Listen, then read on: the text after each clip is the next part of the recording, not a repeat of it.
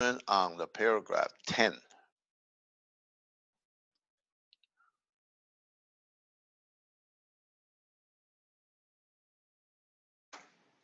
think we already finished everything, on paragraph 9. Tenant in possession. It's just kind of reminding you if the tenant is in the property and you sold the property or you purchase a property with the tenant, you gotta have to mark here, tenant in possession. Remain in possession. That means you buying the property with the tenant. So it's like an investor buying an investment property, then that's, you mark it right here. So that means you keep the tenant. You buy the property, keep the tenant. But remember that if you're buying the tenant, if you purchase with the tenant, then you are, if the rent is below market or way below, they try to bring it up higher, close to the market price. If that's the case, and sign a new lease agreement during the escrow. So you gotta have to let the tenant know who is going to be the next landlord to pay the rent, and they have to be agreed on a new rent on the following month when the close of escrow. Tell the seller evict them if they're way too low. If the rent is way too low, some of a rent, some of a landlord, they never raise the rent for 10 years, and the rent is too low. For example, can you find any 3-bedroom lease at $1,500, for example, in Hacienda High area? No way. Then you tell the seller, say, either you persuade the tenant agree to raise the rent to somewhere about $2,000, or get out. I would do that. Because a 3-bedroom townhouse in the Hacienda High area, easily you can lease for $2,000 to $2,300, $21,000 to $2,300. That's a market price. If the tenant has a contract, too bad. But believe me, if it's $1,500, ain't got no contract. It's no way. It's a month to month. That's why when a tenant, if they don't renew the lease or signing an extension with the landlord, actually they are pretty vulnerable. Whenever the landlord, they want to increase the rent, whatever the price, you have to take it or get out. I mean, landlord give you a 60-day notice, then you get out. So that's the difference. So if you're purchasing the property with the tenant, then you gotta have to mark here, tenant in possession. So that means you are kind of telling, because tenant in possession form, it will tell the landlord or the seller, you have to, give me the tenant estoppel, make sure what is exactly the rent is going to be. And the escrow will prepare the rental statement. So basically you say, okay, both parties know what's the current tenant, how much they pay for, and how much they're going to agree, down in the road. So when you sign in a new lease, so basically, usually when I propose, because when I bought those investment property, if a cash deal, for example, would propose that the landlord say, we're not in a hurry. I can close the escrow 2 days, but you have to persuade the tenant accept the new lease, new payment. Because that's exactly happened to that. A 3-bedroom townhouse in Countrywood, when we bought it, say like 3 years ago, $1,500. And back then, the market price about $1,800. How much did I raise? I raised to $1,750. That's what we agreed, $1,750. So I proposed to the seller, I can close the escrow in 2 weeks, but your job is persuade your tenant. You still is your tenant until the close of escrow. The tenant agreed $1,750, or we can do it a 45-day escrow or 60-day escrow. You let the tenant out if they are not agree. Which one you choose, right? That's how you leave the seller, make the seller to work. Depends, unless you want to work, fine. It's okay. I can make the seller to work. Because no way you can do everything, evict let the existing tenant go within, what, how many days? 60 days. Do you guys know is a landlord notified, a tenant notified a landlord when they want to move? How many days? 30 days. But when landlords say, I don't want to lease any, it's a month to month already, and I don't want to lease the property to you, then how many days you gotta let tenant go? 60 days.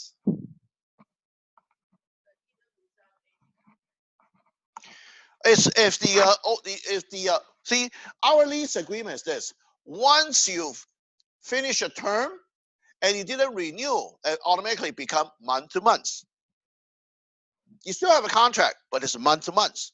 You still need to follow the all the guideline, instruction, everything through the contract. It's just month to month. Yeah, and when it's month to month, landlord can increase the tenant rent as long as you give it, like, usually I give a 60-day notice. Why give the tenant a 60-day notice when the lease is up? You have to be reasonable. Some of our landlord, they say, I raised the rent for $200 more than last year. So, oh, wow, okay. Then what's that telling you? Tenant, I think you better move. I kind of give you the hint. Or I haven't raised the rent for 3 years. Now I want to raise $200. Either you agree or you move. So basically, you kind of put in the shoes, to the tenant and say, look, either you agree my price or let's renegotiate, or you move. Because I got a couple of cases, it's up in the March 31st. But as a landlord, they notify the tenant by the end of January. Why? 60-day notice. Yeah. So I'm glad I trained, the landlord well. They know what to do. They don't have to call me every time they're asking me. Yeah. So that's why, the issue is that's what a tenant in possession. If you want to purchase a property with a tenant. Another thing is that, I know at the end on HOA, you are not, okay, a lot of people argue with that. But now you can show it if you know, where is it? This is it. Seller is not obligated to give the association key to the new buyer. Or landlord is not obligated to give an association key to the tenant. Why? Because the key requires deposit. Owner may not using the pool. Why should I need those keys for? So that's why, just refresh your memory on the F. So I close the escrow unless otherwise agree in writing. In writing, okay? Not just verbally. This time, if you really want that association key provided by seller, you have to put it in writing. Addendum or put it into the purchase agreement. Either way is fine. Seller should provide the keys, password, code, and or means the operating mailbox. Okay, operating all locks and mailbox security system, alarm, home, okay, automation system, and internet connected device, including in the purchase price. This part we have no problem with that, even garage opener. But on the last statement, if the property is a condominium or located in common interest subdivision, buyer may be required to pay a deposit to the homeowner association to obtain the key to accessible HOA facility. Why they say buyer may need to require deposit? That means seller is not obligated to give it the key. If you don't put it in writing, why should I have to give you the key? I can return the key, get an extra $50, $75 deposit back, right? Buyer, you get your own key. Yeah.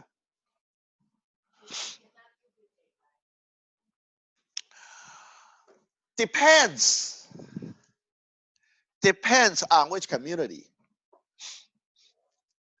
I did duplicate it, but they depend on which locksmith and can he get the key. But if you really want to duplicate the HOA key, okay, if it's a key, it's not really dongle or the card. Those I cannot duplicate. But if it's the actual key, usually the HOA key is a deeper, longer one. Why? It's just a special. So those keys cost more. When you duplicate a key, it probably costs you almost 20 bucks. Regular, each key, when we duplicate is what, $1.50. I know I don't go to the Home Depot or Lowe's because those are automatic machine duplication. It's not accurate. I'd rather have a human being. Those are okay, side by side. That is actually, it works. And if you guys didn't know, we have one kiosk, the one on the Hong Kong Plaza, the other one right on the Halliburton and Hacienda Boulevard, the other kiosk. Those are the locksmith you can actually duplicate, and it's cheaper. Instead of you go to Home Depot, it costs you more than $2, and it's not work. Well, certainly if it's not work, you can return it, but it's wasting my time to go to the trip back and forth. But for the old school, on the side by side, on those, instead of automatic machine, like a vending machine, you see that at the Home Depot or Lowe's. It's like a vending machine. You stick in the key, and what kinds of key you want to choose, then they will duplicate it for you. Sometimes it's not accurate. Yeah, for some reason, I tried it before. Sometimes it may not open. Okay, we'll continue. Statutory and other disclosure. Those are the disclosure statement we're talking about, okay, including the lead-based paint, hazard disclosure, and cancellation right. So the seller should, within the time specified in paragraph 14A, every time you see the 14A, 14B, or 14 something, that is a contingency paragraph. If later on, you will see that. Deliver to the buyer, one, if required by law, a fully completed federal lead-based paint disclosure and the pamphlet. Not just a disclosure, though. You're supposed to give the tenant or buyer a pamphlet. If you do not give it a pamphlet, email them, from our zip phone library. We also have the copy like the pamphlet. You can email it to the buyer. At least because as the listing agent, if you don't email them a pamphlet, being a buyer's agent, be smart. You email your buyer a pamphlet, your own, you can get into the zip form. Because nobody give the pamphlet to the buyer, I hope, cross a finger, buyer's not going to be back, after you later on, because they could. They could. Oh, they just tell me to sign it. I don't even know what it's signing for. They don't even give me the pamphlet or earthquake, hazard or safety guideline. Because that altogether, the lead-based paint disclosure and also earthquake safety guideline, they all together with the pamphlet. And unless empty, fully executed disclosure or notice required a section 1102, 1103 Civil Code statutory disclosure include but are not limited to a real estate transfer disclosure statement, or a TDS. That's a good old form. It's been since I practiced. It is certainly they do modify, but TDS it's been a really long time form. Okay, natural hazard disclosure. That is actually the statement. That is we order through the escrow, so we have a third party natural hazard disclosure statement. Instead of you tell seller to fill it out, do you think seller he is an expert? He or she is an expert? No. So we rather have a third party order, spend about $100, issue the natural hazard disclosure statement from the third party. Then give it to the buyer. So that means I did tell you what's going on the property. Then if you are not like it, then it's okay. No hard feeling. Don't buy it. Because somebody did cancel the escrow because they saw the natural hazard disclosure statement. The Hacienda High maybe roller high area on the backside. Yeah, it's a possible wildfire. It's a fire danger zone. It is though. On the hill, got tons of trees. Well, you don't like it, then don't buy it. So that's why they cancel. Because of that. It's okay. Because if they did not cancel and they bought it, and later on I say, you never told me that. Oh, whose fault is that? First of all, buyer's agent, be aware. You are the first one to get lawsuit. Then maybe they can sue seller and listing agent. But if you're representing buyer's agent always the first one to get lawsuit, unless you have the disclosure that you never receive. But be smart. That's why our office do have a checklist. Go through the checklist. You should know what to ask from the listing agent. Even I know it's your duty. Listing agent doesn't give it to you, or they never provide it to you. Do you want a lawsuit or not? No, certainly not me. So be smart. You call the listing agent, hey, you forgot to give me this, or escrow officer. Be polite. Oh, you forgot to give me this? I need it. Sometimes they forgot to order. It happened. Because it's not obligation. All the disclosure statement is not really obligated. The only thing obligated by the seller is a HOA document if it's a condo or condominium, or it's any single family within the community. If you talk about the natural hazard disclosure statement, is it has to be paid by the seller? No, not really. Negotiable. But it's just like we put in a contract every time. So don't assume or don't make any assumption. Say the seller will pay for everything. Seller can counter you back. I don't want to pay title insurance. Can they do that? Yes. Because other state doesn't pay for it. For example, if this seller comes from other state, what are you talking about? The title insurance should be paid by the buyer, for example. Not here in California. I don't care.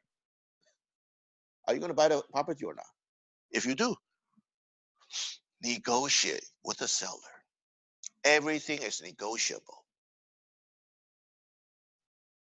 And I'm glad, we're still in this job. It's because I believe, I really don't think we can really replace by AI, artificial intelligence. Because negotiation, I don't think, no matter how smart of the AI, we can be creative. I know they can be creative too. Just like now the AI know how to lie. They learn from who? Human being. And that is a negotiation, sometimes bluffing game. Isn't it? Yeah. You bluff. If they believe, okay, you win. If they bluff, you don't take it, you win. But on the consequence, if they bluff, you don't take it, and they may cancel. Uh-oh. So you always have to leave the option open. Negotiation, you try to create a win-win situation. Sometimes not both sides win. Sometimes it could be all the party, including maybe if you have a tenant, okay? All parties win. Can you create that? That takes some skill, experience, and creativity. Because the game plan is changing. Strategy, it has to be changed. Everything is changing. So you cannot, every time, within the frame. Well, certainly we are within the law to practice. But sometimes I play with the gray area. So that's why. And create a win-win situation if it's possible. Because the transaction is not really who's winning, who's losing. I really don't like that. So I mean, if everybody's happy, they can be, that's an ultimate goal. And the notice of actual knowledge of a release illegal controlled substance, notice of special tax and or assessment, or if allowed, substantially equivalent notice regarding the Melrose Community Facility Act in 1982, improving bound in 1915. If a seller has acknowledged of an industrial use and military ordnance location, so you need to disclose on the SPQ. If it's the if he doesn't if the seller never lived there, like maybe like trustee sale or bank owned, sometimes they can get exempt on SPQ. Now they create another form called ESD, exclusive supplemental disclosure or something. That is actually, it's only the first page of the SPQ, seller property questionnaire. Same question. So that means instead of you fill in 4 pages all the details, at least you tell me in general the first page one. It's past 3 years, anybody pass away inside their property, for example? Those kinds of questions. Because even you are the beneficiary, something you should know. Yeah.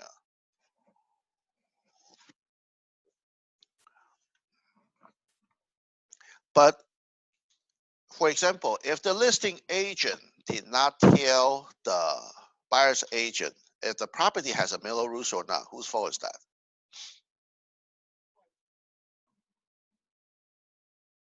Buyer's agent.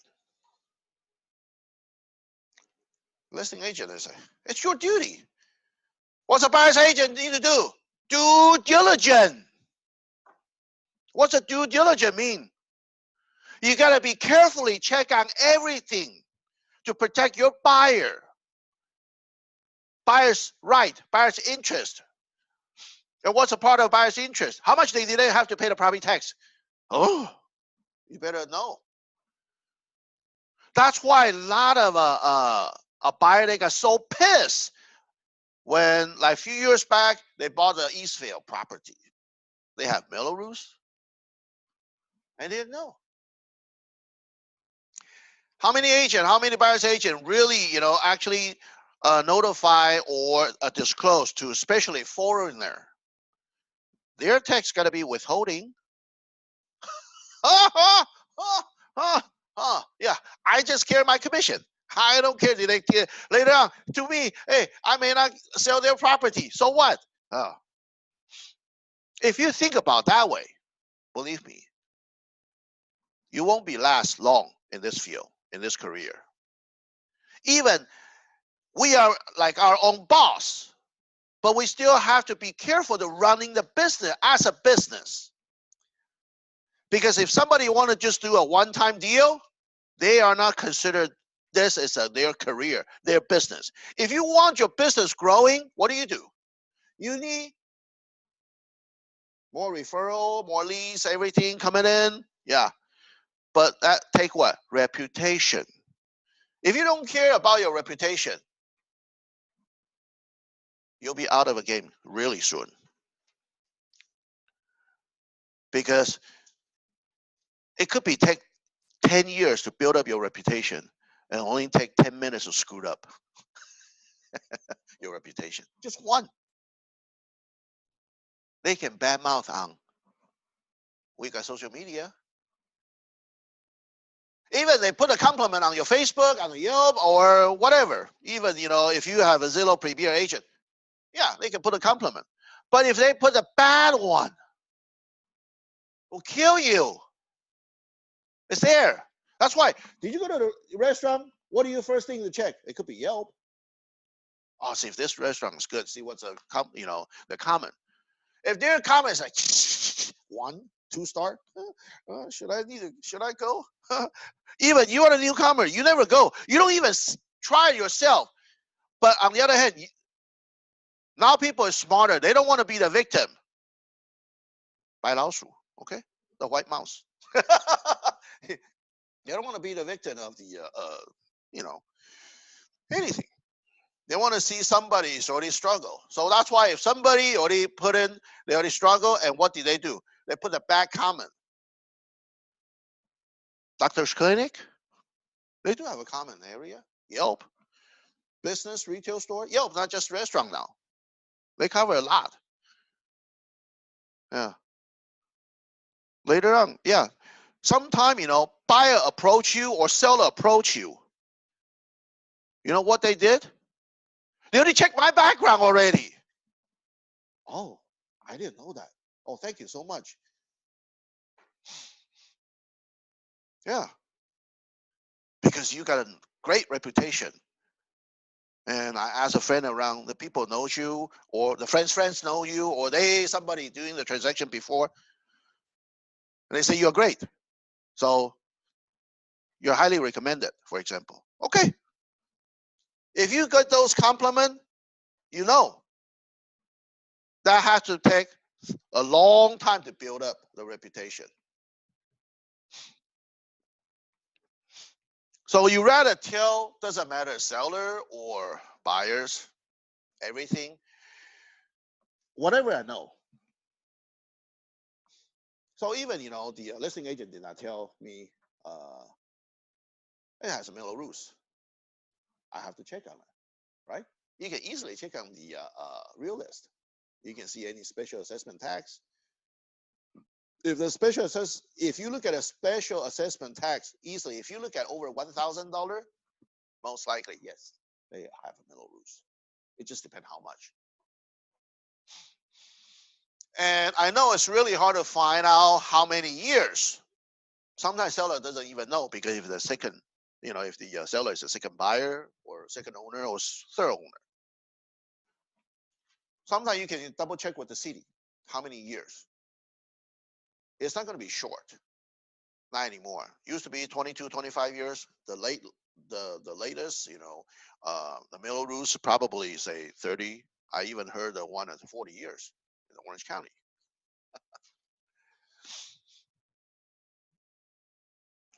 So don't make any assumption. Some people say, how long gonna pay for it? 20 years. Oh, you did not find out. Maybe. No. What I can telling you is I can tell you the range from 20 to 40 years. That's what I heard before.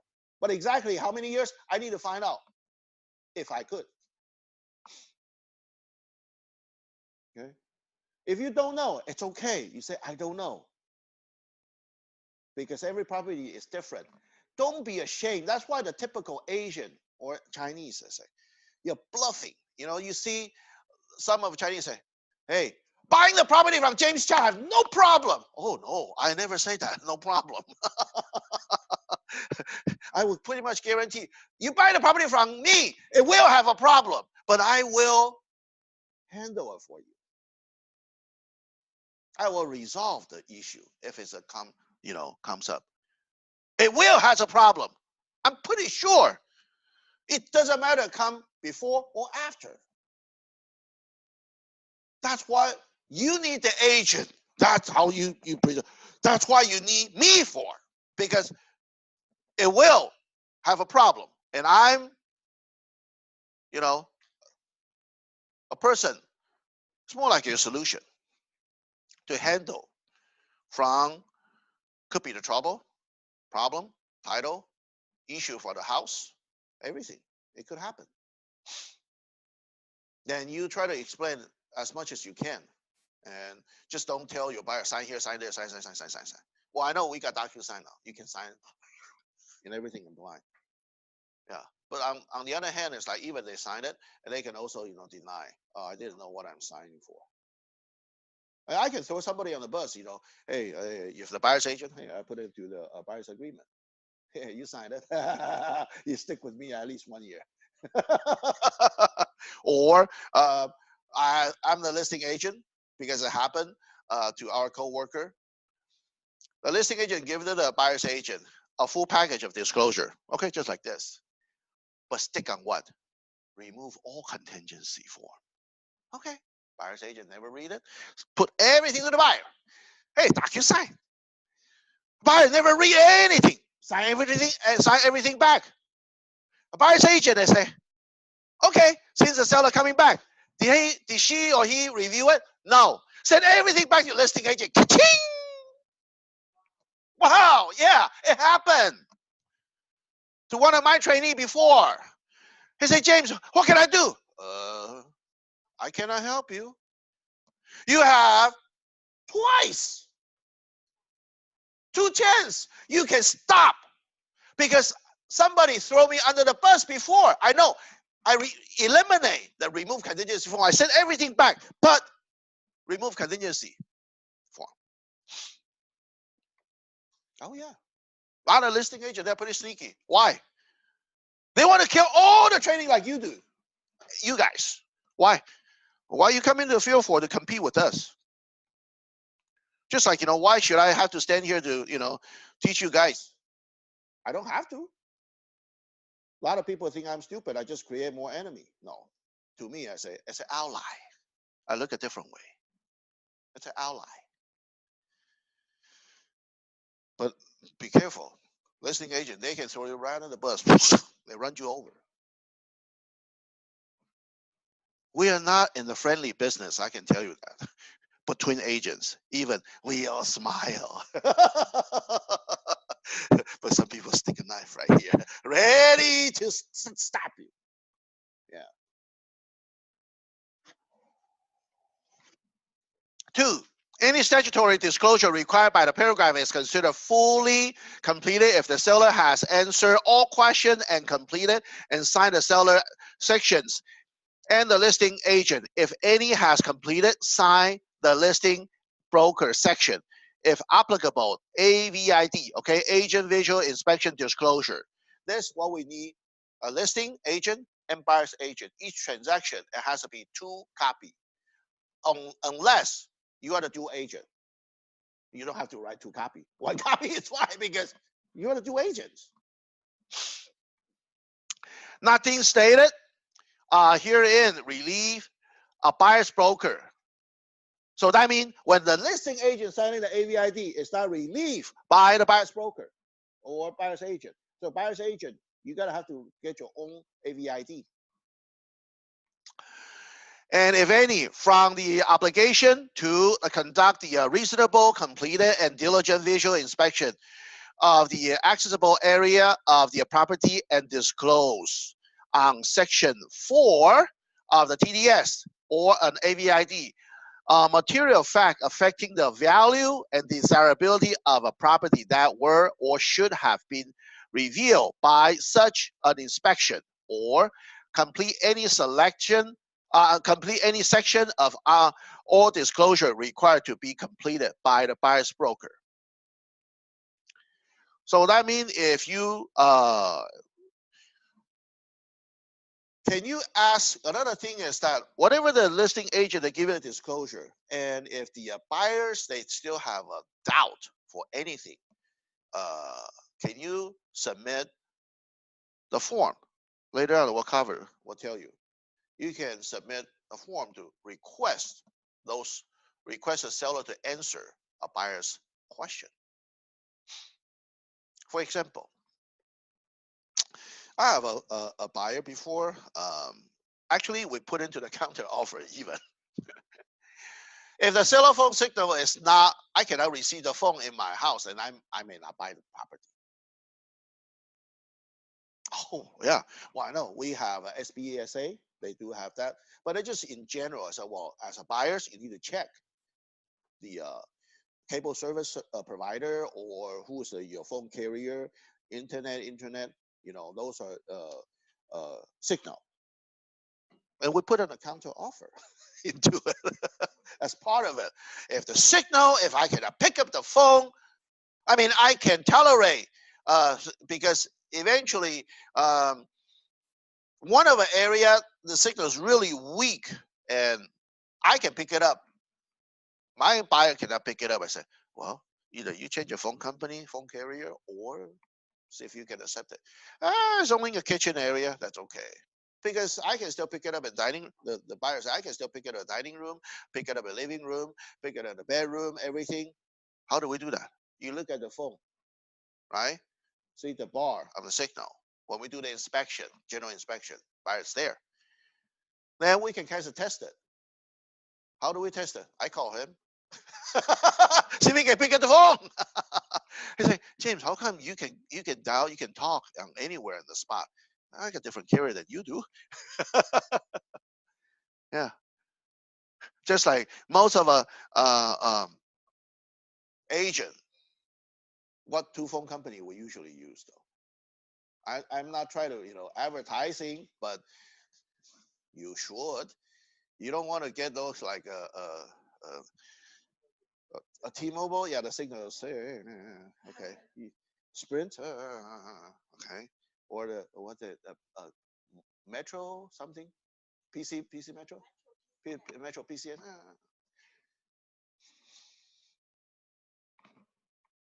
Usually, if you look at it, agent, the only two carrier, either Verizon or AT&T. Because we want to go every spot, can be able to pick up the phone. Not only that, be smart. Turn your smartphone on Wi-Fi enable. Do you guys know you have the feature on the smartphone? So that means you go to Chino Hill, for example, okay? That spot, even AT&T, sometimes some of us, the spot is, you go to the friend's house, oh, signal is really weak, as just one bar. What do? If you can ask them, most of a family, they all have a Wi-Fi router, wireless router already. Ask them to get the password to sign in. So when you are going to their house, just your phone still working. Yeah. I don't know how good on the 5G on the signal wise, but I heard it's going to be better. So maybe later on they can all resolve the issues on that. It's just like AT&T tried to buy the T-Mobile, and who stopped it? Federal. Why? Huh?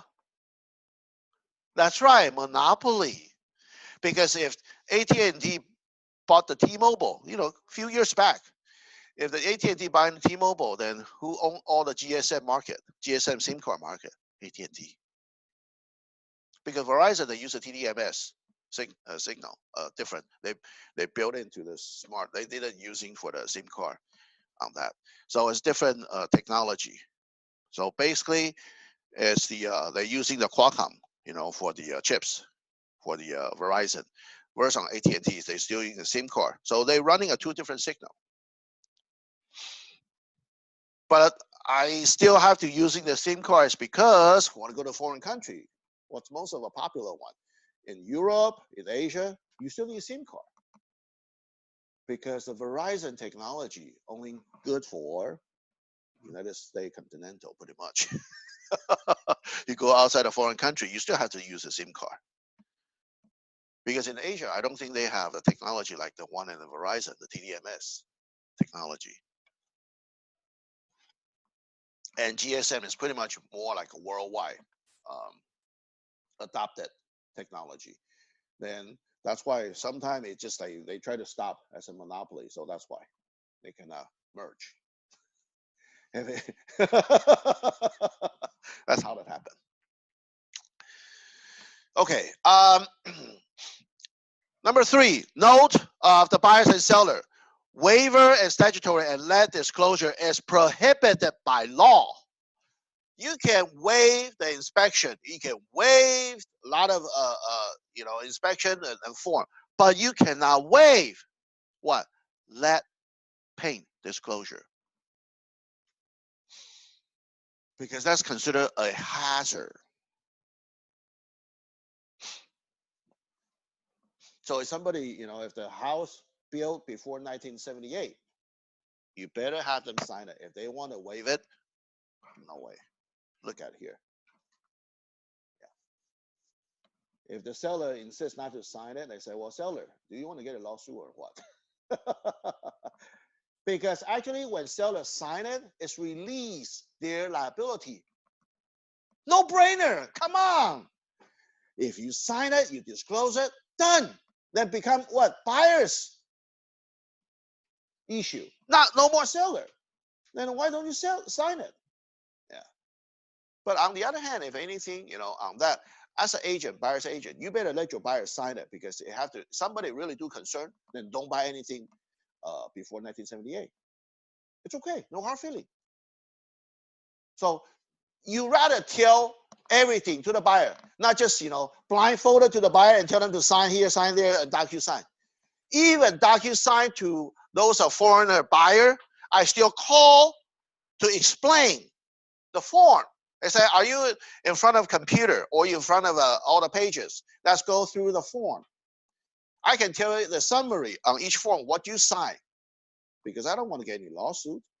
Oh, I don't want to pay for the long distance fee. Come on. You can call how many? Yeah. Most of the people, they all have either WeChat, Line, maybe even WhatsApp, Tango, or even in Korea, you have what? Kakao Talk. You gotta have to know. I got all the account. Which one you want to pick? Don't tell me I cannot communicate with you, right? I cover pretty much everything. Even Facebook. You have Messenger, right? Here's your call. Yeah. Unless they really, really, really doesn't have those internet access, fine. I'll call you in long distance. It's okay. If I need to, I have to, then I will still do it. Sometimes, yeah, don't save those money. But usually when they can DocuSign, they should have something. Unless, if they print it out, they have got to be something, a computer, get on the internet. So when they receive your email, unless somebody tell me, James, I don't use an email. Can you fax over to me? Oh, yeah, I still have one client like that. I do everything by fax. I mean, it's hard to buy the fax machine now, isn't it? Go to Staples, Office Depot. Yeah, I still do have a fax machine. I even still have a typewriter. I mean, you can even buy the typewriter now. Yeah. Now the typewriter is, hey, you think it's antique? Yeah, but sometimes I can still using it. Oh yeah.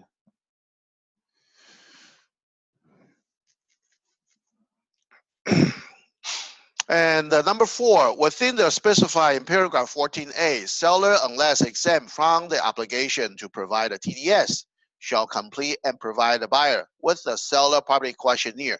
You go either way, or usually both. On a standard sale, both. If the seller not required to provide a TDS, seller shall complete and provide a buyer exempt seller disclosure, ESD. You gotta have to give the buyer something. You cannot just empty-handed. Oh, I don't have anything. Go ahead, buy the property. Oh no. Even bank-owned property, they will still give you something. Even they do exemption, and they can answer. Even it's exempt, they will still want you to acknowledge, or they have their own form. They want the buyer to acknowledge. So don't sue them afterward. If you want to buy the property, don't sue them for, oh, I found out it's the illegal controlled substance property. Oh, hey, how come you never tell me? Bank on, do you think the bank would know? How do I know? You buy the bank on property, you have a risk for those property, homicide, suicide, or somebody pass away, natural death. And they have no way to know it. It's not like they have a record. You can check on the police department using the address and see if they come out with anything. Okay, usually homicide, suicide, they will come up. Okay, but natural death, no. You can check out the house, ever have a fire. You can check through the insurance agent. But you can only check so much. Number 5, buyer shall, within the time specified in paragraph 14B, return signed copy of a statutory letter and other disclosure to seller. So that means some people, they're holding the disclosure. I don't know what they are thinking. The buyer's agent and the buyer, they're holding the disclosure without returning to the buyers. I mean, to the seller, listing agent. They say, so I can have him more control. He got no more control. They tell you you're supposed to return it. Just like some people are never signing the escrow instruction. It is though. If you don't signing escrow instruction, well, it doesn't matter, buyer or seller. Can you move on? You can't, really. Without signing the escrow instruction, that means it's a deadlock. Without signing the disclosure back, it's a deadlock. Can you move forward? You might maybe have a tough time. Then that's a time you give a buyer notice. Buyer to perform. Perform what? Either you turn in the disclosure, or you turn in the escrow instruction, or seller have a right to cancel you because you did not perform as a buyer. So that will cover that, when I go through the notice buyer to perform.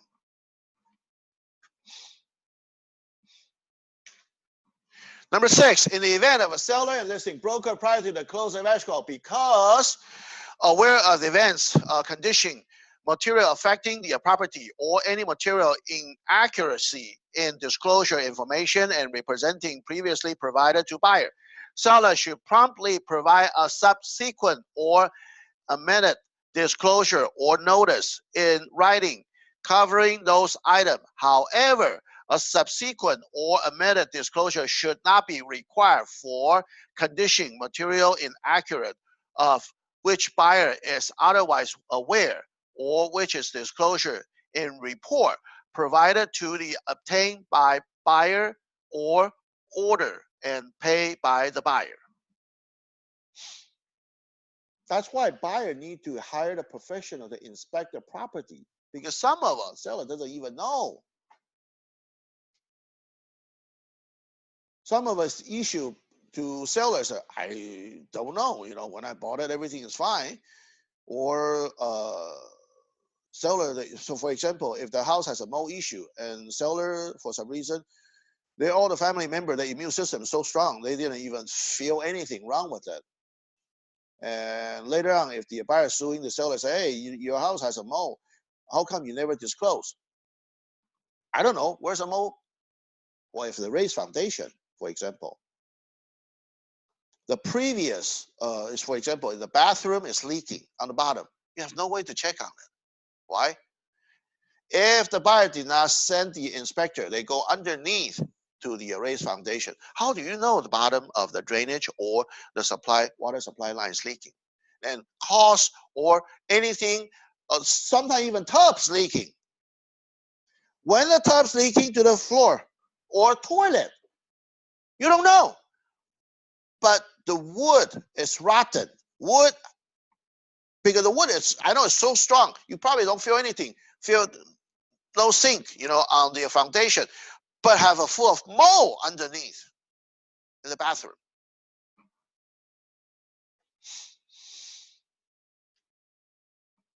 It could happen because saw it. Oh yeah, I certainly hired an inspector. You got to have a proper inspector go underneath to take the photos. Then you show the seller. You probably don't know, but this is the bottom of your bathroom. I didn't know. They would always tell you I didn't know. It really doesn't matter. They know it or not. So you tell the seller, you fix it or else. Or you give us a credit, drop the price, we'll fix it or whatever. That's a time to do the renegotiation. So that's why, when you're looking at the buyer need to hire the inspector to do everything. Inspect it thoroughly. But certainly, on the other hand, I know some of the inspector, they try to be a hero. You know what they did? They killed the deal. Some of the companies pretty bad. Well, not exactly the company, that particular inspector. And I said, okay, if somebody on the blacklist, our blacklist, oh, don't send him over if he's still with you, your company, because he has a bad record to kill every deal. Oh yeah, a lot of inspectors, they could be in a big mouth, talk this, talk that, and they try to scare the buyer, or they're using the word as, okay, it's a current building code. You could ask the seller to do this. It's not his job to make any comment. Okay? He's overruled. It's not his job to make any comment of the. His job is thoroughly inspect the property and stop. Make any comment. I know buyer love to ask it. Then what should I do? You know what his answer? Talk to your buyer's agent. And if you know this house condition not so good, then I will tell the inspector when they come, or when I order the inspection, or if the buyers order inspection. Yeah, all kinds of warn the inspector ahead of time. Friendly reminder: the house condition is not so perfect. Take it easy, please.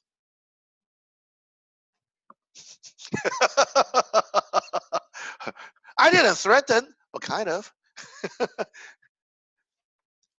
Or you can do all the inspection, but please don't make any comment to my buyer. I'll talk to them after you inspect everything.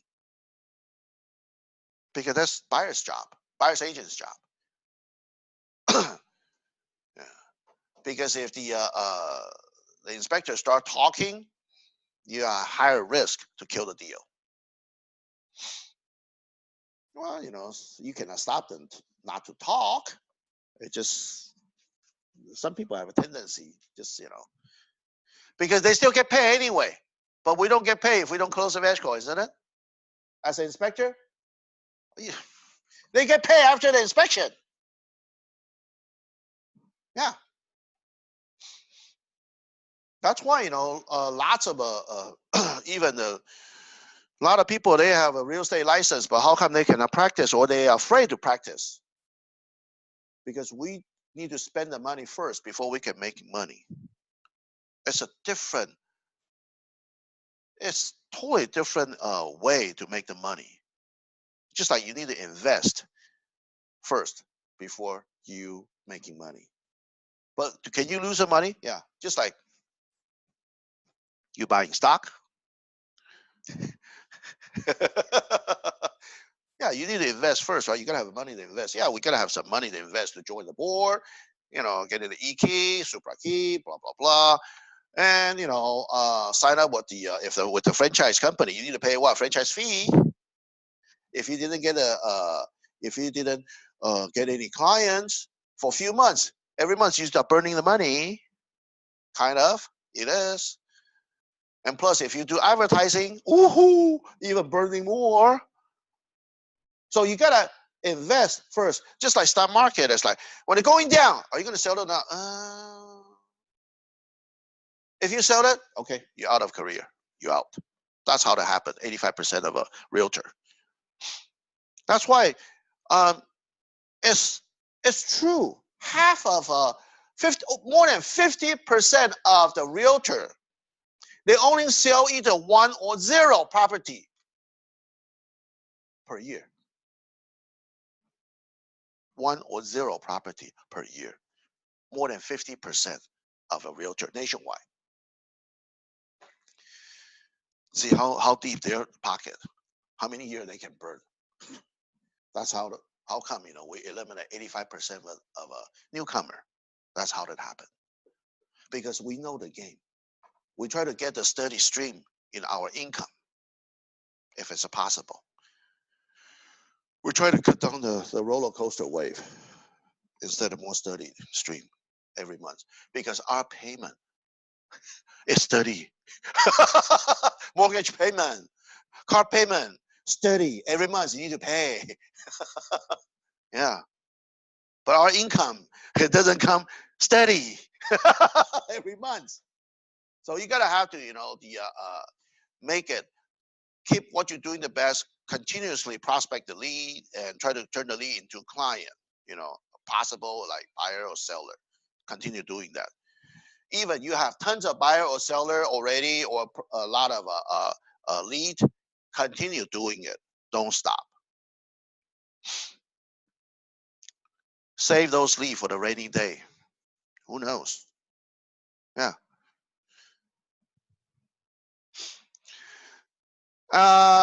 Here, withholding tax. Okay. See, that's a lot of, they're in contract here. Within the time specified in paragraph 14A to avoid required withholding, seller should deliver to the buyer a qualified substitute affidavit sufficient to comply with the federal FERTA in California withholding law. A lot of a buyer doesn't know that. I said, well, why, when they're withholding, escrow paperwork, they also have this form, and so do here. It's like, do you ever tell them and say, okay, the ball print?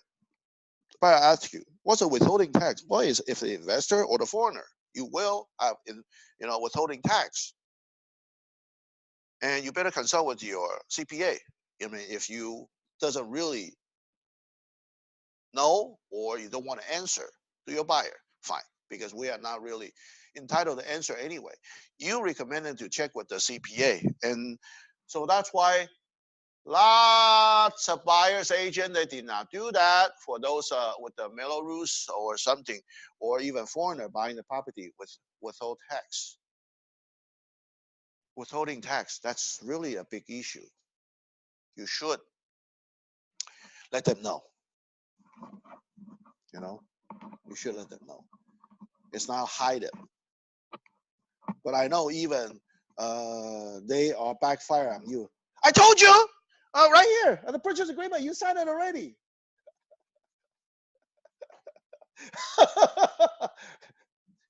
Buyer will hate you. Damn you.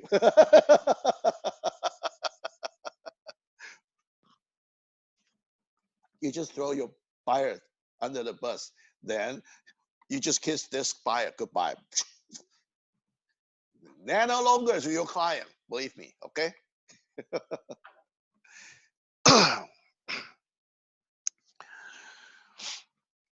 D. Megan's Law Database Disclosure. Notice, pursuing the section 290.46 of the Penal Code, information about a specified registered sex offender is made available to the public via the internet website maintained by the Department of Justice at www.meganslaw.ca.gov. Depending on the offender crime history, this information will include either the address at which the offender reside or the community and reside in the zip code, residence and the zip code in which he or she resides. Neither seller nor broker are required to check this website. We are not required. I try to relieve my liability. Okay. If somebody says, I don't understand English, that's okay. Tell your relative or friends. Get on the website. Because if you really want to look at it with him, that's fine. It's your choice. I try not to.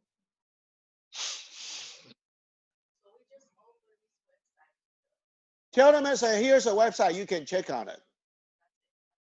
That's what I say.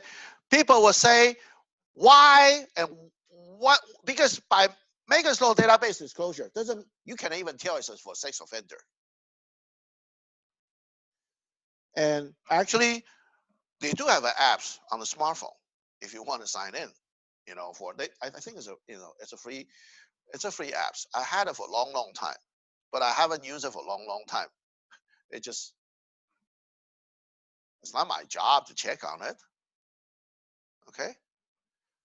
Unless when I want to badmouth about the area, then that's an apps I could use. Look at it. That's something that the crime rate included because so many sex offenders live around this neighborhood. If there's some of an area you really don't want your buyer to get into, I can do it. So, I mean, that's a good thing. That's why I love my job is because as a, sales, you can talk something either way, depending on which way you're leaning into.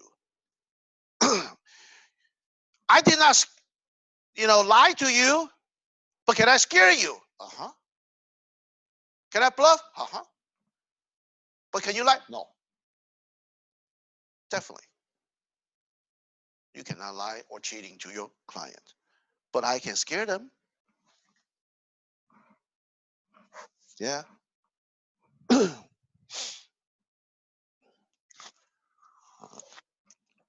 So let's say if the buyer wants further information, broker recommend that buyer obtain the information from this website during the buyer's inspection contingency period. Broker do not have expertise in this area. Well, I know it doesn't really take much expertise anyway, but we still saying it anyway. What's that telling you? Buyers, you check it yourself. I know a long time ago, I have one trainee and say, oh, you can use my address and check on it. So you sure? Rather than doing that, that's okay, put on it. And he found out, it's like, oh, my next door neighbor is on the list. Yeah, she committed a crime 50 years ago. Child molester. And my boy is still with him nicely. Yeah, he's 70 years old. Yeah, 70 something. He cannot really do much. But it's early, an early 20. Yeah, he is a child molester. You didn't know. I say, that's why. So you already bought the property and don't check on it. If you haven't bought it yet, it's okay. Check on it. Yeah. Oh, I didn't know it's my next door neighbor. He's so friendly. I say, did you ever check on it when you bought that property? No, that's why. Then who you should blame? Blame your agent. Did the agent ever tell you to check on this website? No. Okay, here we go. So that's why I go through word by word right now is because later on you know what's a statement, the whole statement, what they're talking about. So when you go through the bold print, you would know how to explain to your buyer. It takes about half hour just go through the bold print to summarize it, though. But certainly, I cannot go word by word. It takes days. Because when you go word by word, they tell you, somebody want to translate it, you tell your buyer, go hire the translator. I'm not your translator. Just like, some of a session before, some of a trainee say, James, can you tell me, what's the wording on it? No, look, you check on the dictionary. I'm not your dictionary.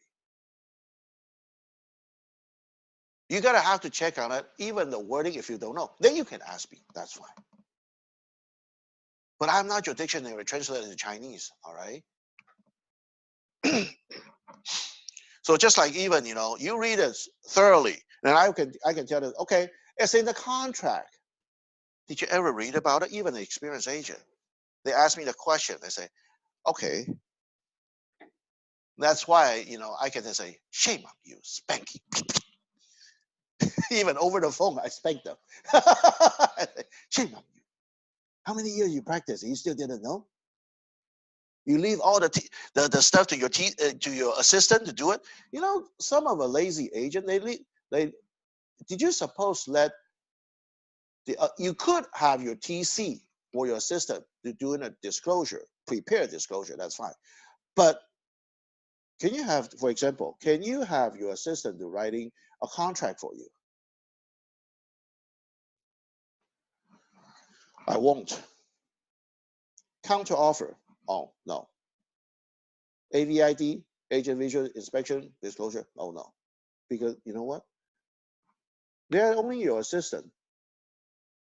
And they can, copy through some of the items, from the inspection report. You're not actually seeing it. Better don't do that. You write something different than the inspection report. Because that would prove when you really go to the court and judge can tell you, yeah, I was there. Because that's why in AVID, what did they tell you? What day, what time, and the weather, and who is with you. They all have that on the AVID. Yeah. So you sign it, you're responsible for it. I'd rather tell something, it's not an inspection report. It's a condition for the property, maybe lack of maintenance, or they say, okay, it has the tile floor on the kitchen with some, cracks, or what kinds of countertop, remodel kitchen with a newer cabinet, something like that. Because that means visual. Yeah, visual. You have to see it, check it yourself. So you talk to the Megan's Law. You don't want to make a big issue out of it because you may kill your own deal if you make a big issue out of it. You tell them and say, okay, it's your right. You can check on this website, okay, during the contingency period. And we're not obligated to check it for you. You can check it with your friends or family when you have time. Notice regarding the gas and the hazard liquid transmitting pipeline. This notice is being provided simply to inform that the information about the general location of gas or hazard liquid transmission pipeline is available to the public via natural pipeline mapping system. Internet website maintained by the United States Department of Transportation at, okay, right here, to seek the further information about possible transmission pipeline near the property. You may contact your local gas utility and other pipeline operators in the area. Contact information for the pipeline operation is searched by zip code and county on the NPMS internet website. Usually we city or county, they will not allow to build the property right on the pipeline. But can they build next to the pipeline? Yes. But you want, but as a resident, do you want to sleep next to the pipeline? It's up to you. Just like, are you comfortable with sleep on the next to a freeway property? Or the property next to major traffic, street, because those are, what have a tendency. How many times did you ever see those like maybe those are houses next to Colima? What's a tendency that the car will run through in the house? I see quite often. Some car just like lose control and knock out your wall. That's a good thing. It's a backyard. But it's a front yard, the corner house right on, say, you turn into the street, some of the street, they already have a property, a front yard. Can somebody lose control and smash in all the way to your living room? It could happen. Right? Okay. Some people doesn't even, have a tendency. They don't want to live somewhere close by an airport. But if the airline on top of you passing by, well, certainly if they're really high, I mean, I cannot stop it. Just like I live in Diamond Bar.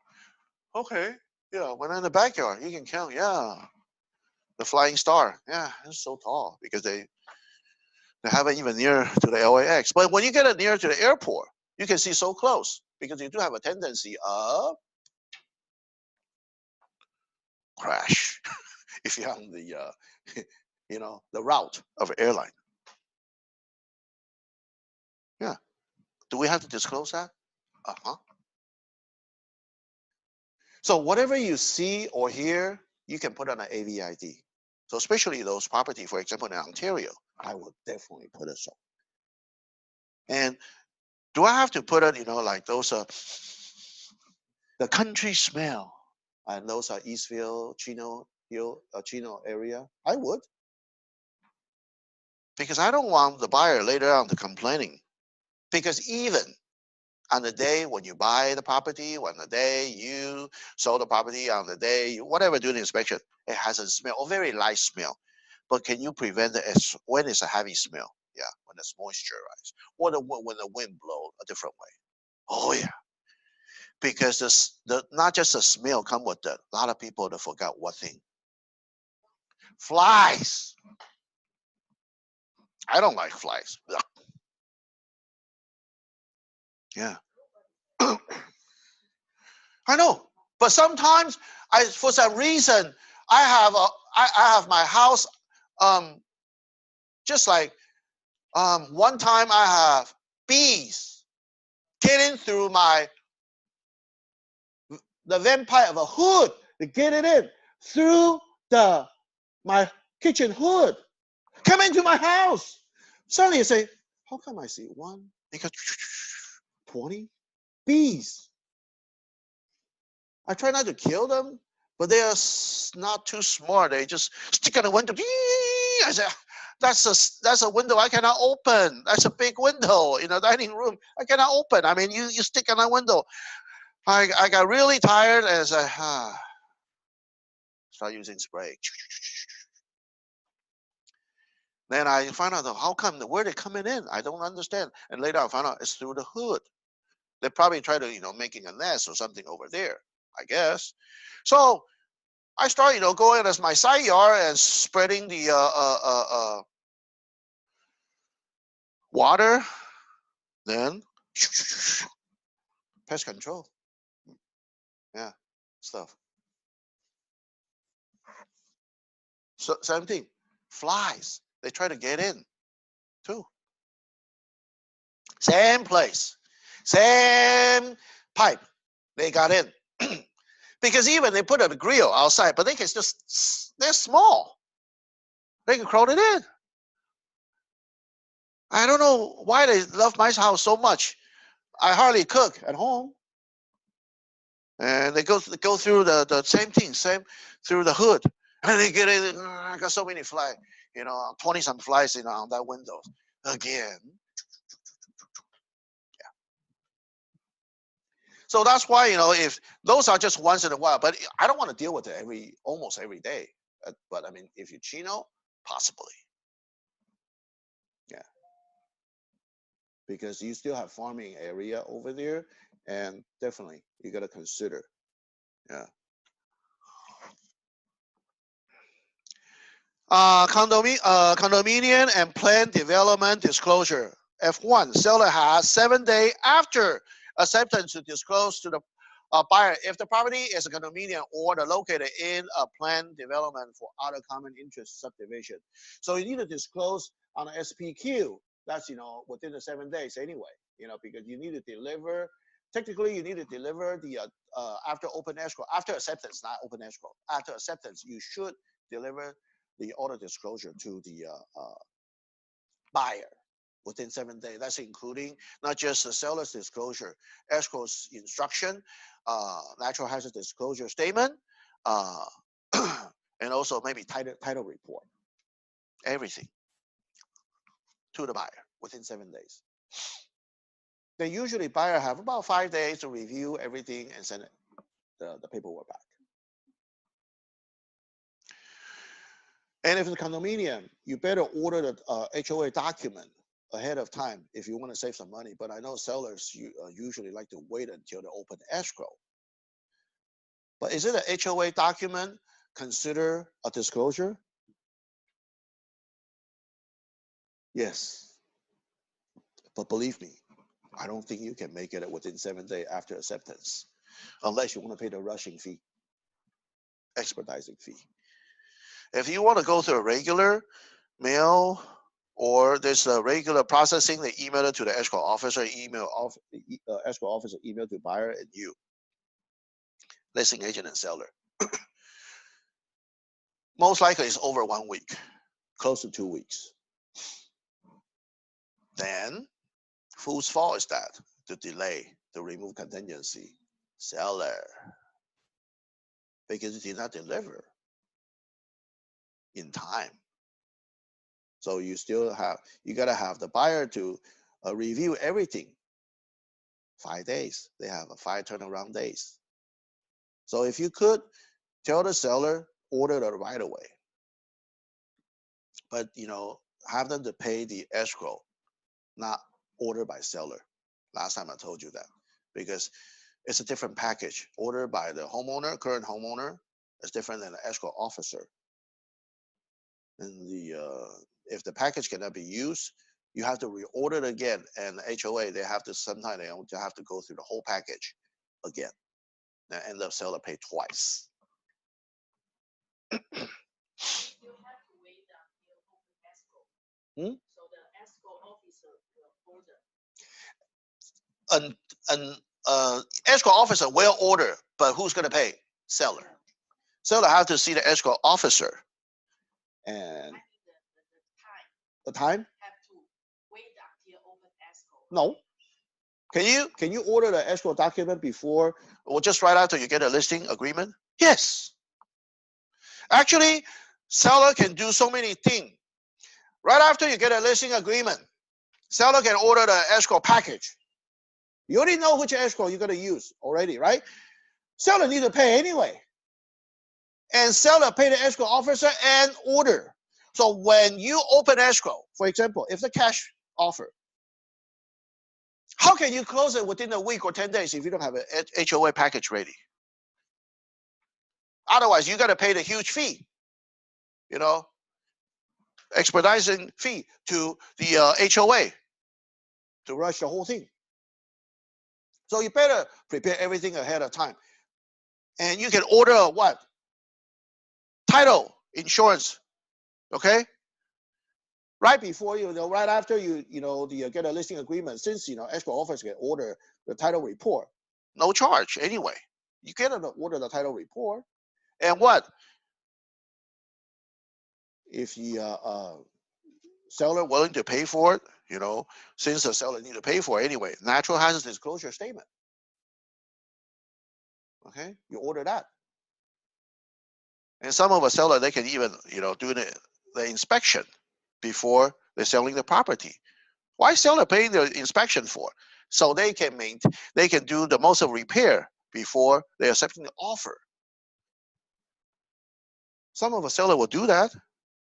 Then you give the inspection report to the buyer. And it's up to the buyer, do they want to hire another inspector to get a second opinion or not? If they don't want to hire another inspector and just want to use your current report, and you tell them whatever the item is being repaired, okay? Then you can have the buyer signing the waiver of the inspection, general inspection. Then you can close the escrow sooner. That's a listing agent's job. And that's depending on how you persuade your seller to do it. Yeah. But those are it's up to the seller. Some of the sellers really cheap. I don't even know my house going to be selling or not. I say, well, the only time I will let it go, or I try not to say anything is it's overpriced. Yeah. Okay. But the faster you make the sellers start spending money, they will get down to the earth, because so far they are still on the moon. You try to bring them down to earth on a realistic pricing. So just like some of the area, the pricing is kind of stay there and then really gone up or drop a little bit. Some of the Chinese area on the western community, 西区那边 Alhambra, Monterey Park, San Gabriel area, they kind of stuck because they come pretty high already. Yeah. But so far, it's not as good or popular. Even on the new builder, the condominium, you need to compete because they got, some of them build a new townhouse over there. So the pricing wise, you got to be careful. You got to have to compete with those, a brand new one. Yeah. Here, we're still okay. But same thing, depend on the community. Even lately, the rental is not as hot like a few months back. I say, oh yeah, a few months ago, it's like, a couple months ago in November, December, even October, that should be in the holiday season. Nobody lease it. Not really, yeah. Because you also got last competition. So if somebody want to lease the property, they have to go for it. But lately, some of the area, well, okay. Just like Diamond Bar, Montefino area, I check, I'm going to have another listing and a rental. And I talked to the landlord yesterday, say, I have 4. We need to compete. In the same community, probably almost 500, townhouse in the community. We're going to be the 5th one. So stay put. I rather, after you clean it up, it's been clean. And I told the owner, replace the carpet, the second floor carpet. So they agree. So wait until they replace them after Monday. Then I'll put on it. I don't have to rush to put it in right now. For what? Especially my price it's not going to be the best. Some people drop the price. They say, the cheaper than last year what we put on the market, and cheaper than the rent, the tenant just move out. So do you think it's the rent dropping? Not really. It just, I cannot stop those owner. They want to rent it cheaper because their condition is not as good as we do. But is it going to be affecting our market? Yeah. How many people will look at the condition? No, not really. They will look at the property. It's going to be affecting, just like Hacienda High. They got quite a few townhouses for lease. Are you going to compete or not? Okay, yeah. So that's you gotta have to make the difference. Don't try to play the hero and say, "Oh, I can lease for you, no problem." I say, "We are gonna have a problem." Yeah. So that's why it's the when somebody find me as a listing agent, doesn't matter list for sale or for lease, it will have a problem. But how we do it, overcome. Because I show them a proof, show them the evidence. You want to be my client? Respect my expertise as a professional. But a lot of Asians, they don't respect our job. They think ours like service job. It is, ours is a service job, but we also it's a professional, like doctor or lawyer. But how they would pay the respect to a lawyer, doctor, but they don't pay respect to us. That's how I educate them. If you don't respect me, you're not qualified to be my clients. You'll be on your way. It's okay. That's why I still prospecting, continue getting the lead, whatever I could. But if somebody's not qualifying, it's okay. Go away. But you gotta have enough prospecting lead first. Okay. If you only have one client, oh boy, I'm gonna babysit. Yeah. Oh yeah. You drive them around whenever they want to go to the mall, supermarket. They call you for the ride. You got a free Uber. Yeah. And they don't even pay you. And if they don't respect me, I'm not your Uber driver. Used to be we call taxi driver before Uber come out. Yeah. Some people, it's not really truly they want to look at the property. They just want you to give them a ride. Oh, by the way, can you? They have all the times. They're not working. Or they actually go with you to see the house. After that, they tell you, say, can you stop by and what supermarket? I say, okay, I'll drop you off. Oh, no, wait for me there. So after I finish, then you can bring me home. Huh? No, but I heard that. I definitely say, oh, I'm sorry. Usually, you say, you know what I did? You come out with the house, okay. Even I don't have an appointment. You know what I did? Oh, I gotta have to go to the next appointment. So see ya. Oh, who's gonna give me a ride? You can call Uber. I'm not your Uber. Would it finish, right? That's it. Done. If you need my ride, okay, I'll give you a ride directly to home, not supermarket. Because I don't have time to go with you at the supermarket. Even if you don't have an appointment, that's how I refuse them. Oh, you want to go to the supermarket? You go to your own ride. I have to go. Yeah.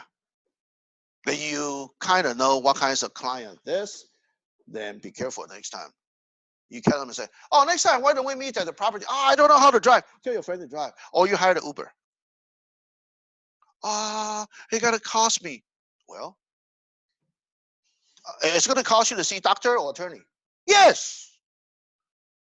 It's going to cost you to see me. Well, I know it's free, but if you don't even intend to spend some transportation fee, then forget it. Just like, when we kind of, those are lead, if we get from phone call or anything or internet, they say, okay, I don't have time to pick you up, but why don't you meet with my office? If you don't even put the effort, come to my office, I can give you a ride from my office if it's possible. But that's why I kind of test you, those clients. Is it you are putting the effort to meet me in my office first? But you don't want to make actually I won't give it the right every time. If the you go out, oh, okay, we didn't see anything. Okay, next time they will call you. Okay, I'll meet you in my office. Meet you, and so we can go to the ride to the say Ontario. Oh, I'm sorry, on that day, I have to stay there after the showing. I have to stay there. I have a warehouse. I have to for showing. Even I don't. Then you tell them, I say, can you follow me? If you really want to meet me in my office, can you follow me? I'm driving. I won't give you a ride because I gotta, after that, I'm take off. You come home yourself. You don't spoil them. It's just like sometime when I have nothing to do, okay, fine. Since I need to come back. But sometimes I don't spoil them. I purposely stay there. Even I go to the coffee shop, I just won't come back. I can always use the reason. Yeah, I gotta go to our office in Ontario. I still got an appointment over there. I cannot come back with you. I cannot give you a ride back. Yeah, for example. Okay. So the property is condominium. Okay, those are you gotta give it everything to them. And number 3. Oh, wait. Number 2, disclose of any pending or anticipating claim or litigation by or against the HOA. Seller, if know something about that, you gotta have to notify buyer because it will affecting their loan if they finance it. Litigation. Remember on those 5 items, or affecting the litigation. Litigation is one of them. Or somebody have a lawsuit. Number 3, a statement of the containing the location and number of the designated parking and storage space. You're gonna have to notify the buyer which parking space you are in if it's condo. 4, copy of the most recent 12 months HOA minutes for requirement and special meeting. So that's why you cannot give the buyer old documents. You need to get the recent 12 months. You have to order the new one. Seller. Okay. 5, the name of the contact information of all HOA governing the property. Okay, collectively CI disclosure if you need to fill on that. And usually it's a whole package. They give it to the buyer, so it'll be fine. Number 6, private transfer fee if you do have it. Number 7, pet fee restriction. Did you deal with that? Yeah, I had. Cat is okay, no dog. Well, do you think a dog making noise? How about cat? Oh yeah. When they're in the springtime. They try the mating season. Oh. They will drive you crazy too. Number 8, smoking restriction. Yeah, some of our area they cannot smoke within the community. Okay. And seller should itemize the deliver to the buyer all CI disclosure received from the HOA and any CI disclosure in seller's possession. Buyer's approve of CI disclosure is a contingency of this agreement as specified in paragraph 14b3. The party specified in paragraph 7 as directly by the escrow shall deposit fund into escrow of a direct to HOA or management company to pay for any of the above. So if the seller sometimes they need to argue with you, you can show them a purchase agreement first. Okay, what you need to pay. And you can show them on this paragraph. Because on this 10.2, paragraph 10.2, and a lot of things you need to cover. And if you order something, because sometimes you don't even know HOA have a litigation until you order the whole package, or you can have the because that is usually may not showing the package. That only will show through the if the buyer is financing. then they will have them to send the condo certificate and they will fill it in. But as a listing agent, can you call the HOA? Can you call the HOA first to find out? Usually, what I call for what? First of all, what's the owner occupier and rental ratio? So then I would know what kinds of offer I can accept or not. If, for example, if a Hacienda Pines, that community, then I cannot receive any finance offer unless I already notified the buyer's agent. I have to talk to the buyer's lender. I tell them, I say, it's going to be over 75% or rental.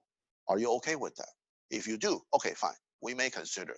But I need to talk to the loan officers directly. I don't know what kinds of loan they have. I really doubt it because that's a Fannie Mae guideline. Over 70%, even owner occupied, they cannot even get financing. Or the community is a FHA approval. You need to ask the management company. So you're gonna have to know as a listing agent. Couple questions you need to ahead of time. Once you get a listing, you ask them the owner, occupy, and rental ratio. That's one of the questions you need to ask. Two, you ask for the another one is the HOA. Do they have any litigation? Yeah, and you ask those questions, and also the you can, if you really want to go through those 5 different items, you can ask them, do you have what your reserve looks like? Because you can kind of know what usually the lender calculate the reserve is 10% of a total collecting on the HOA. You already know how much HOA fee, right? And you can count how many units. You can ask the HOA company times that total units and I mean, basically your reserve, if it's less than 10%, lender may not financing. So you gotta have to know. Another thing is that you don't really have to ask for the master insurance because those are up to the buyer's lender. But also you can ask them delinquency. Anybody, what's the ratio of delinquency of HOA? Because you can see, some people didn't pay for the HOA fee. The homeowner, the condo owner didn't pay for HOA fee. That's considered delinquency. That's going to be affecting on that. So those are the questions you can, ask the HOA ahead of time. Even you can ask them, say, do you planning to increase any HOA fee very soon? Because I rather tell the buyer, say, hey, look, it's going to be increase the HOA fee. Because last time I get down the one on the one on right on Hacienda Boulevard, 2300 Hacienda Boulevard, that community called what, Kaya something. I forgot that community name. During the escrow, HOA fee increase. I already knew it, and I talked to the buyer. You're okay with that? It's going to be $22 more. Is it 22? Yeah, to be exact, yeah, $22 from $295 to $317. But did I tell them? I say it's going to be, from $317 another to $330. Nah, I knew, yeah. But I didn't really kill the deal. I say, but is it buyer's agent? Can you ask the HOA the same question? Absolutely. Because I get those a letter from homeowner, the condo owner, when they sell it. They will, say, okay, we're going to increase on this price. And after that, on 2019, we're going to go through this price. So, I mean, so that's why I say, okay, fine. If I can tell them, say, okay, it's going to be the price increase, or you can even email the letter to the buyer's agent. So it's not, don't tell me, I did not disclose it. So that's why, a lot of things you should know, because, just like, what I'm saying, you can, forgot to ask a question is you can ask them the FHA approval for the community. Because if you come up with the FHA loan, if you deal with those property, maybe like Pomona, Ontario, Chino, you may meet some of the people, they have an FHA loan. Hardly you see anybody will go through FHA loan for Hacienda High, Rolling High, Diamond Bar area anyway, even they buying the townhouse. Because I can tell you that most of the community, they are not approved by FHA. But you got to have ask the management for that.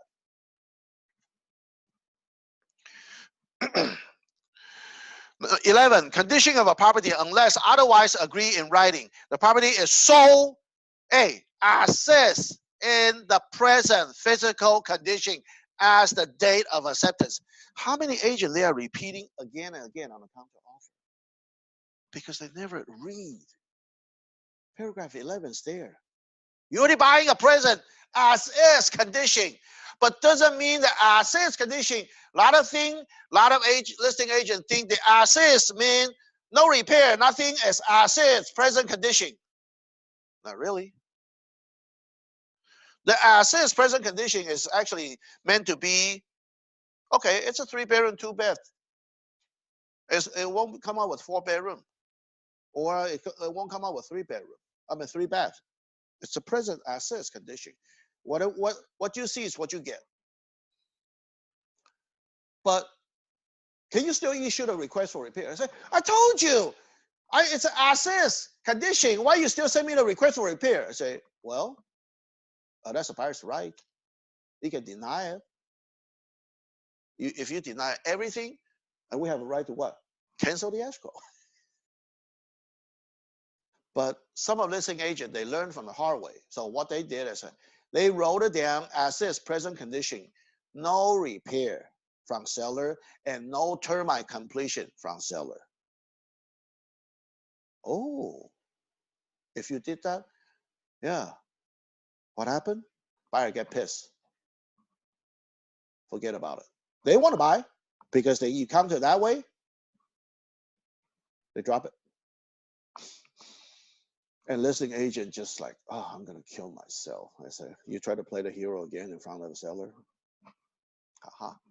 That's how you kill the deal. As a listing agent, you kill the old deal. Why don't you wait until they send you the request for repair? Unless it's like, our purchase agreement, they tell you, no termite. And, for the completion. Well, you can state that. Okay. You could be polite. Say, I will provide you the termite inspection but I don't want to complete it. Seller only responsible for termite inspection report, but not completion. So that means, okay, I won't complete it. I'll provide you the report. Then if you're not happy with this company, you can have your second opinion. That's fine. But doesn't matter what opinion, I just won't do it.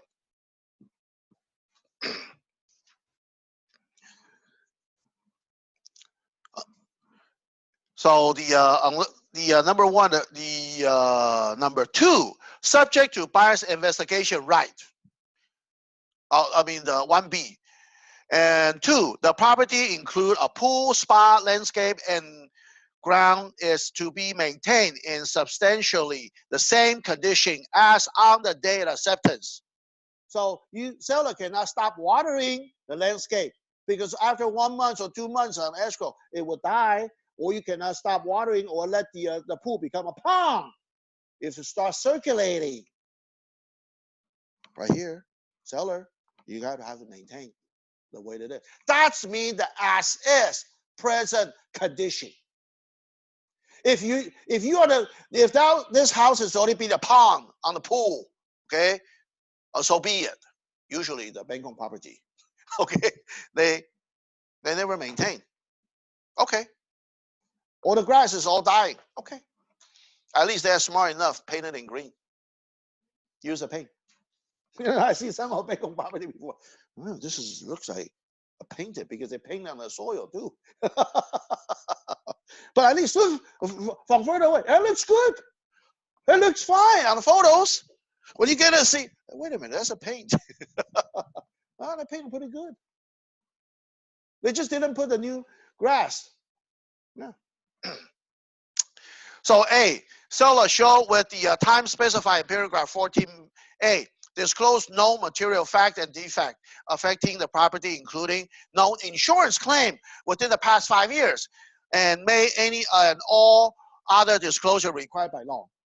So that you have to make sure the property is insurable. Then you should disclose it. Okay, if it's something you have a claim, an insurance company may deny on a particular insurance company, then the last result, you can, worst come worst, you can still go on California Fair Plan. The good thing on the California Fair Plan used to be take about a couple of weeks to apply. Now only take about a couple of days. They are expedited already. So if worst come worst, you can still have enough time to close the escrow. Yeah, between 2 to 5 days, you can get the California Fair Plan, but you have to get quote through the California Fair Plan Department. B, buyer has a right to conduct the buyer's investigation of a property as specified in paragraph 14B based upon the information discovered in those investigations. 1, cancel this agreement. You're not happy with it? Cancel it. It's okay. After the inspection, that's why listing agent usually will kind of force the buyer's agent, do the general inspection within 7 days or 10 days. Number 2, request that seller make repair to take other action. So you do the request for repair. So it doesn't matter they say assist or they say no repair. I still ask the seller for the request for repair because I'm the buyer's agent. My buyer tell me to give you the request for repair. That means Mr. or Mrs. Seller, I give you another chance to responding. If you still want to deny as the counter offer, then I mean we may cancel the escrow, cancel this agreement. Be careful. Yeah. So this is a time to renegotiate it. Some people, maybe the other, remember, what I tell you, that some people, they purposely offered high, and they, later on, when the appraisal report doesn't come out, they're still renegotiating on the price. You could. But listing agent is not stupid either. They will tell you if you pay higher than the asking price, they will tell you remove the appraisal contingency, most likely. If anything under the asking price, they may not tell you to remove, because who set up asking price? Seller and listing agent. Then that means you gotta have to check on the market. But if they did not, and you offer them asking price and or somewhere close to asking price, but when the actual report coming out, hey, come out short, can you renegotiate? Yeah. Can seller deny? Yeah. Can buyer cancel? Absolutely. I can still cancel within the appraisal contingency period. Right? Same thing right here. You don't like the condition? Seller, you still want to deny everything on the repair? Seller can still have a right to cancel. C, buyers are strongly advised to conduct an investigation of the entire property in order to determine its present condition. Seller may not be aware of all defects affecting the property and other factors that buyers consider important. Property improvement may not be built according to a code, that means unpermitted area, in compliance with the current law and have permit issue. So if he has a permit issue, who is responsible for it? Not seller, not listing broker. As a buyer's and buyer's agent, your due diligence, you have to go on the county and go to the city to check. For example, if usually we can check out real estate, if the square footage is different, then okay, possible. Something, unpermitted area, and if it's the buyer's accepting or not, and if the lender can finance it or not. So those are the route you have to make sure you understand, because you don't want to wait until, we just found out the appraisal report turned in and because I'm permitted area, so the lender, they denied to fund it, and you already remove all contingency. You just kiss your initial deposit goodbye. Because most likely, if the buyer cannot get the loan, do they have to cancel? Yeah. But can they get the initial deposit back after you remove the all contingency? Oh, good luck. Seller say, hey, you have your own due diligence. Whose fault is that? Buyer's agent. Believe me, who's going to get a lawsuit? Buyer's agent. I saw those things happen. Because buyer's agent, oh boy, this is my first deal. I don't want to let it go. And I tell the buyers, yeah, we can get a loan. We can get a loan. And the lenders already told her, I don't think we can get a loan. And for some reason, I don't know how the buyer's agent to persuade the buyer say, we can get a loan. Hey, look, you're not a lender. You're not a loan officer. Then keep your mouth shut. If this house cannot get funded, the loan officer will give you the warning. You better find another property for this buyer. Otherwise, you'll get a lawsuit indefinitely. As first deal, yeah, he hasn't made any money yet, but he got a lawsuit from the buyer. After a couple months later, seller given the time because buyer's agent keep on telling, say, yeah, we can get financing. But 2 months later, seller cancel buyer and forfeit their deposit. Gone. Okay, and the buyer is so pissed because buyer's agent say, yeah, we can get financing, no problem. I'll find you another lender. And the seller is cooperating for 2 months and for nothing. And definitely seller want to get compensation, no doubt about it, because you cannot close the escrow in time. Yeah, that's how the buyer's agent get lawsuit, buyer's broker. So if you are facing those situations or you don't know what to do, seeking for help, as a coworker, if you're with me, you can ask me or Amy or whoever's on duty, an agent or Sunny.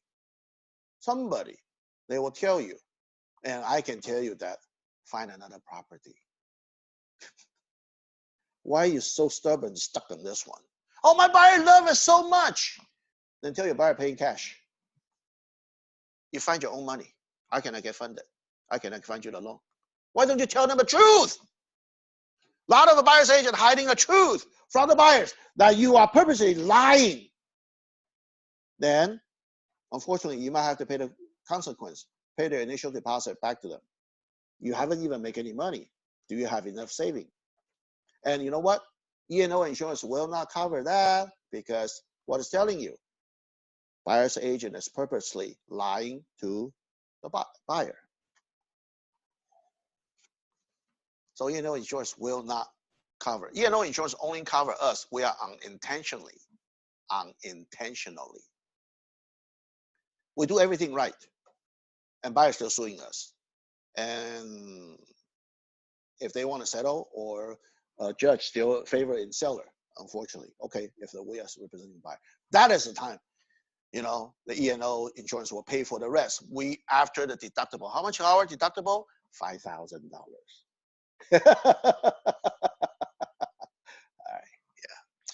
Okay, we'll stop here. We'll come back for the paragraph 12. I'm gonna fly to Korea again next Monday. So we have no training, but I believe CK or Sunny, they may have the guest speaker come over to speak to you something. Maybe title insurance rep, could be termite or inspectors, or maybe loan officer. So I'll be back on 21st. Only a short 1 week. So I'm going to be missing 3 training.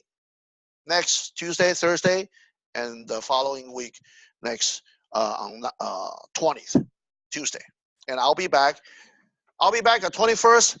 We resume on 22nd. Yeah, Chinese New Year, that's on the 16th. Yeah. I know I fly a lot. I rather enjoy my life. That's how we on the Brian Buffini on Tuesday. If you guys attending that, and say, I try my best to live a good life. To me, money is not everything. Certainly, I need money, no doubt about it. I need more money than ever. I certainly will continue to making more money if I could. But on the other hand, I need to balance myself with a good life too. But I'm still working overseas. That's why I turned the mobile phone Wi-Fi, enable Wi-Fi calling. Doesn't matter which corner am I, and I have the Wi-Fi access, and my phone will ring. You just dial my phone number. Yeah, the phone will ring. Yeah, most of the clients doesn't know where am I. They just know I'm going out the country a lot. Yeah, flying a lot. Okay, then happy Chinese New Year. That's for the next Friday. Next Friday, that's Chinese New Year. Yeah, I'm gonna stay. You know, I'm flying out on the next Monday night. Yeah, but you can still catch me. Only thing you cannot catch me when I'm in flight. This time I didn't buy the Wi-Fi. You know, on board. So you cannot really find me on board. Yeah. Otherwise, you know, when I was landing, you can still find me. You know, on the probably like Tuesday. You know, I've been arriving 14th morning over there on Wednesday. It's our Tuesday evening. Yeah, you can find me. Okay, thank you for coming. Oh, forgot to let you guys sign an attending sheet. Okay. Oh yeah, I know it's cold. The good thing is I was still exercising. Walk, you know, if I get up the early morning, that's a different walk. You know, when you get under you know -1 degree Celsius. Yeah, below freezing point. Yeah, thank you. Oh, I already eat like plenty of kimchi here already. That's you know, yeah. 好，谢谢。啊